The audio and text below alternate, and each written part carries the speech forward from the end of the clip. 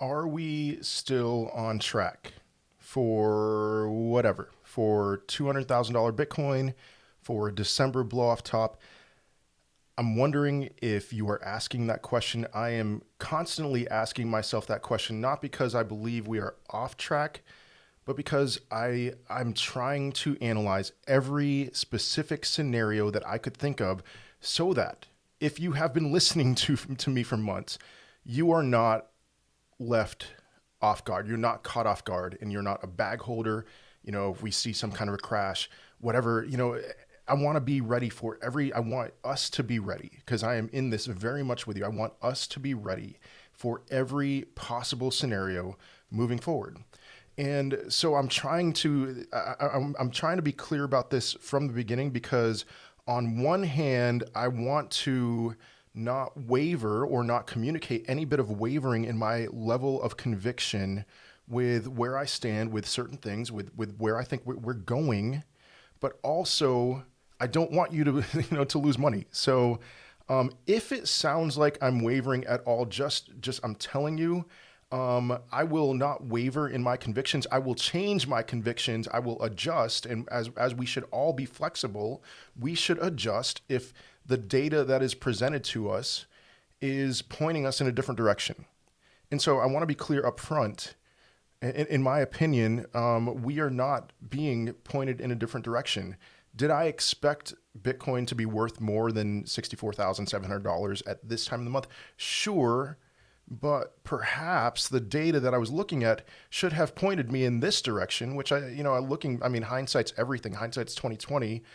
But there's plenty of information that we could have looked at that would have pointed to the beginning of this month opening just a little bit stronger, up $3,000 or so on the month. But as far as I'm concerned, things look fine. And I want to be upfront about that, but I'm also going to lay out a few scenarios where what if things aren't fine? What if we're not peaking? I think that there's so much pressure right now for us to get to $100,000 or stock to flow's $98,000 level this month, for us to get to $200,000 next month. Bitcoin's going to do what it does on its own schedule, not on our schedule. And the fundamentals, in my opinion, are still solid. If we need to change a dollar amount or a date, we'll change those things. But as far as I'm concerned, if you watch my video from Friday, the one that says simply titled "Relax," there is zero cause for concern right now. So where are we? Let's talk about that. I'm going to lean in the beginning on my friend CVO Crypto. If you're not following him on Twitter, on TikTok, I would strongly recommend it. So here we go. I'm going to read this. It's not dollar for dollar or percent by percent, but the macro image of the Bitcoin price action is so similar to 2017. Yes, there are and will be differences, but to me, 200 to 250K is programmed. Next major target is 83 to 88K. So we've had some differences on that, but I'm probably leaning more towards CVO Crypto's next major target than my own, which was around $100,000. And so let's take a look at this chart here. Just again, the consistencies. It's unfolding on a little bit longer of a scale, but it's still very consistent with the 2017 bull run. September bottom in 2017. September was not a great month, and we talked about on this channel how September was not going to be a good month, and it wasn't. We got down briefly below $40,000, which seems like an eternity ago, but we bounced right back. In October 1st, immediately we launched up. And then, we had a high in October of $67,000, a high this month of $69,000. And then we're holding this 21 daily EMA. And this is a key point here, as long as we hold this 21 daily EMA, it's game on. If not, if we break through that to the bottom side, what I would say is we're going to have to extend things. But by no means would I say that, it's over. But just more so that we're going to have to extend the peak, which personally, I can't wait for all of this to be done. I enjoy sleep and I'm not doing that much. But anyway, 2017, same deal. a certain high, a high of $5,800, a little over $5,800, a slightly higher high, $6,200, a retest of that 21 daily EMA, and then a big shot up, correction, and then off to the races. And so, slightly higher high, retest of the daily 21 EMA. It seems likely to me that we're going to follow a similar pattern here, where some point over the next few days or weeks, not too many weeks, but the next few days and week or 2 weeks or so, something like that, that we will shoot up, get rejected at this 1.618 Fibonacci extension level, go back down to the 60s over a span of 4 days, which will be 4 miserable days. The blockchain backer is going to be like, "Oh, guys, I told you so," not yada yada yada. Anyway, and then we'll bounce higher. So that's kind of what I'm expecting to happen. Will that happen all before the end of the month? Will we hit stock to flow's $98,000 level? Guys, it doesn't matter. I hope so. It is absolutely still a possibility. But really, all that I'm paying attention to, 2 things. One is, let's hold this 21 daily EMA. Daily 21 EMA. You can see that we had some days, we wicked below it. We had a close below it, one close below it. We've wicked below it a few times. Let's see, 1, 2, 3, 4, 5 times. Right now, the daily 21 EMA is $63,300. So we might wick below that, but this dollar amount is increasing, and I expect it to continue to increase. I expect some kind of deviation from it, and then a parabolic run up to $200,000 or more before it's all over. I still expect that. And as long as we're holding this, it is still game on. But really, I mean, too much pressure for 100K. The big thing that I want to see for November is just some kind of a good green candle. So, I've talked about this a ton, but all right, October of 2017. Good green candle. November of 2017, we had a good green candle, and then December of 2017, we had a blow off top. This is everything this month. All right, so we had we had the best month in Bitcoin's history in October, and so far we have a green candle. Great. Let's just see this be, let's see a little bit more strength in this candle, and I think we're good. Will we have to adjust the day for the peak? Will we have to adjust the dollar amount? In my opinion, I'm much more committed in my mind that we have to hit a certain dollar amount than I am a specific day, if that makes sense. So $200,000 Bitcoin, I'm sorry guys, I can't picture us being far away from $200,000 Bitcoin. It doesn't equate in my mind. I've given tons of reasons why that's the case. If we were to not get near $200,000 Bitcoin, 2 things, there's one acceptable thing and then one unacceptable thing. One is that we just have a big rounded top in the $140,000, $150,000 range. Or Bitcoin is not what we think it is. In my opinion, Bitcoin is always going to be a major, major disruptor, and we are very, very early. And if somebody like the blockchain backer, for instance, who thinks it's going under $20,000 in like 2024, if he's right about that, then there are issues with Bitcoin that just not on people's radars right now.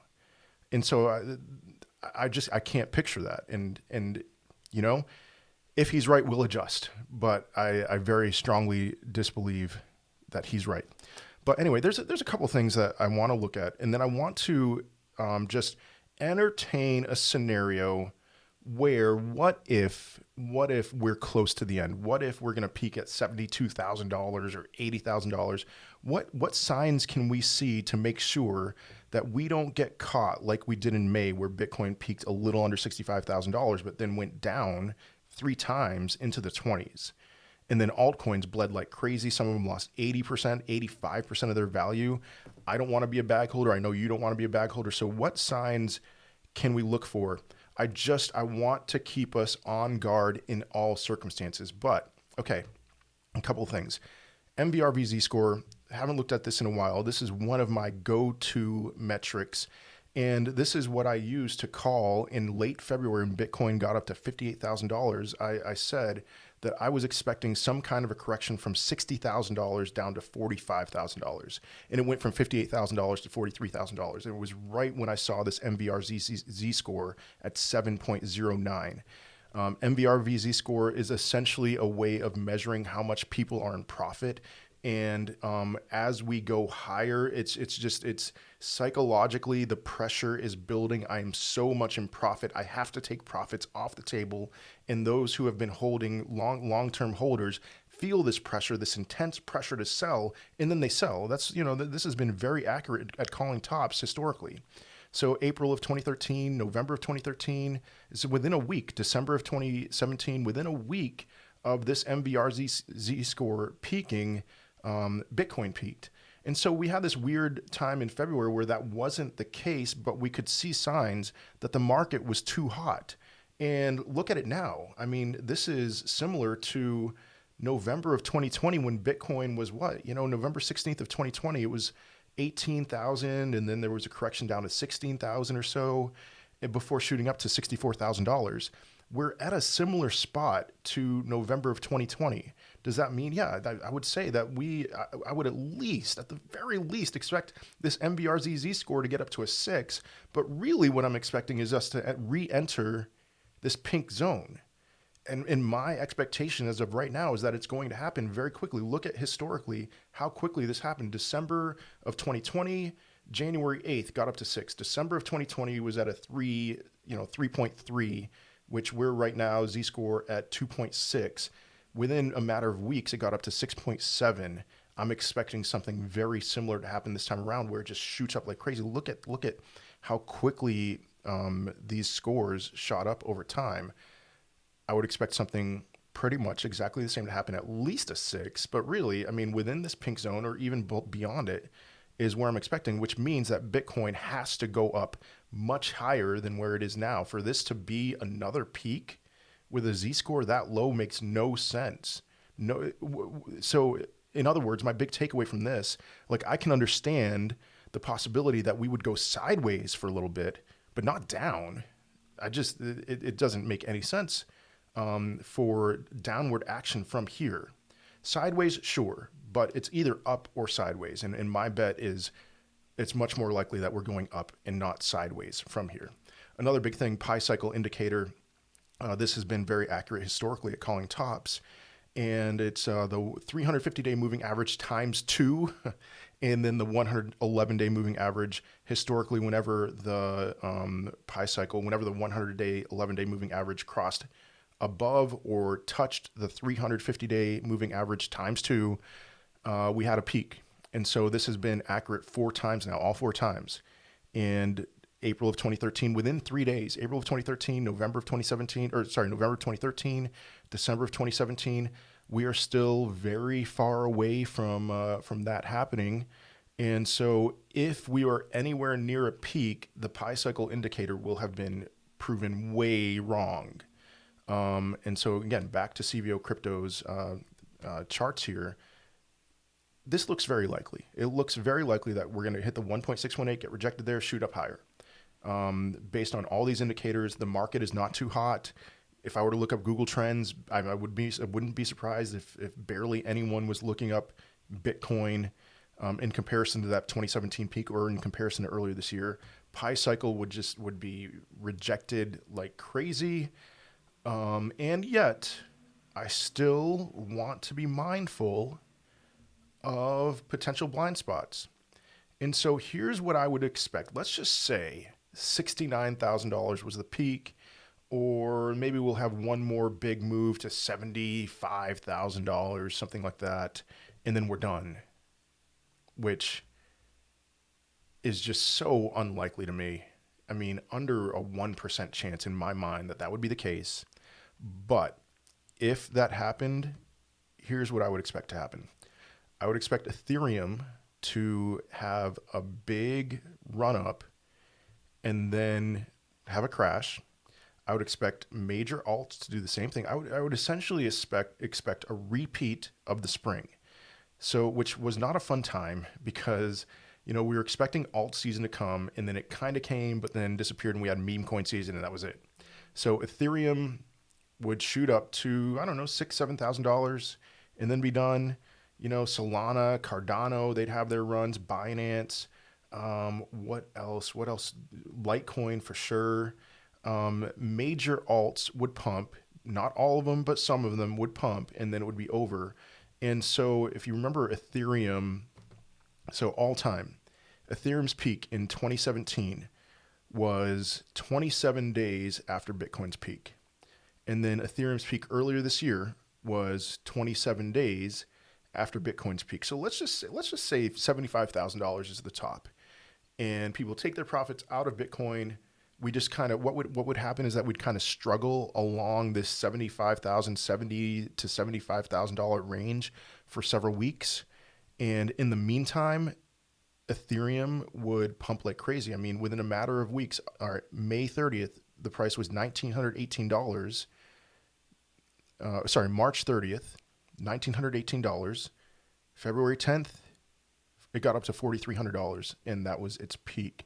I would expect something similar to happen in that entire time. Bitcoin would just be kind of struggling, and so after that, we would if Ethereum runs crazy while Bitcoin is struggling.